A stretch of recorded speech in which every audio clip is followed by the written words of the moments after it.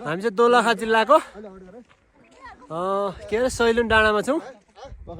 यहाँबाट देखेको दृश्यहरू हो यो ब्याकग्राउन्ड होइन सबै। हामी चाहिँ निक्लिरहेछौँ ऊ त्यहाँ पुग्न आँटेको त्यहाँनिर त्यो चाहिँ गुम्बा सुम्बा त्यहाँ छ होइन। दाईहरू पछाडि आउनुहुँदैछ अगाडि हुनुहुन्छ सबैजना। बबालै छ क्या भ्यू चाहिँ। हामी काठमाडौँबाट चाहिँ लगभग बिहान 4 बजे हिँडेको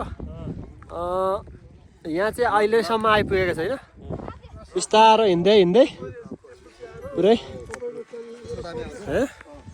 अझैसम्म पुगेको छैन क्या बस्दै हिँड्दै।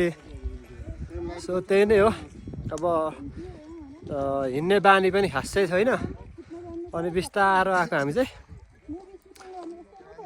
बब्बाल भ्यू चाहिँ बब्बाल देखिने रहेछ क्या यहाँबाट।